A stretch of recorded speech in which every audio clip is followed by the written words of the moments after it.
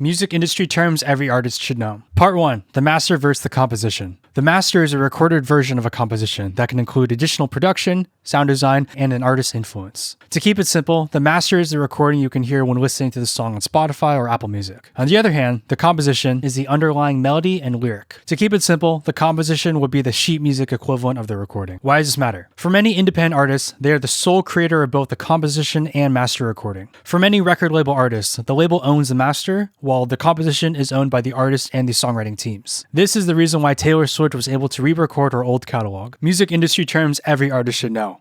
Part 2. Recording royalties. Picture this, you're a new artist and you decide to put up your hot new single on DistroKid for $19.99. A few months pass and you've generated over $3. That's over 700 streams. The $3 that you've earned are classified as recording royalties. These are royalties generated by digital service providers like Spotify, Apple Music, and YouTube. Due to your ownership percentage or royalty stake in the master recording, you're owed a percentage of these royalties. Why does this matter? For many independent artists, recording royalties are the first and most common income stream. Due to the average payout rate per stream being 0.004, the majority of independent artists cannot survive on this income alone. If you factor in the various costs of releasing a new song, it would take around 50,000 streams to earn only $200, assuming you own 100% of the master recording. Music industry terms every artist should know. Part 3. Performance royalties. Whether it's a huge stadium, a small coffee shop, or a live music venue, whenever your music is played publicly, you can get paid for it. Performance royalties are paid out to songwriters whenever their songs are performed publicly in venues. In order to collect these royalties, you need to sign up with a PRO or performance rights organization. If you are in the States, you'll need to choose between ASCAP or BMI, and if you're lucky, CSAC. Why does this matter? If your music is starting to become popular and you play a lot of shows, you could be paid twice per performance. The first being from the venue, the second being from your PRO after sending in a set list. In addition, performance royalties are one aspect of publishing, which is the biggest form of income for songwriters. I'll cover this in a future video. Music industry terms every artist should know. Part 4. Mechanical royalties. Mechanical royalties are paid to songwriters, artists, and producers every time one of their songs is sold, downloaded, or streamed on an interactive streaming service. Let me explain. Commonly confused for distribution royalties. Mechanical royalties are based on a statutory rate which is established by the Copyright Royalty Board, only for the US. There are respective royalty boards in every country that apply different payout rates based on a number of factors, like minimum song length and a rate per minute. For the United States, the statutory rate is 0.091 per song under 5 minutes. In order to collect these royalties, you'll need at minimum a distributor like DistroKid and a PRO like ASCAP or BMI. For foreign territories, it's best to sign up with an admin publisher like Songtrust or CD Baby Pro, in order to guarantee the collection process is seamless. Shameless plug, but save 10% on Songtrust using the link in my Instagram bio. If you choose to not use Songtrust, make sure to sign up with the MRO or the Mechanical Rights Organization. Music industry terms every artist should know. Part 5. Sync licensing. Anytime you watch a commercial, movie, or random ad on TikTok, you are witnessing a sync license in action. To keep it simple, sync licensing, known as synchronization, is the pairing of audio with visuals to create an audio-visual work.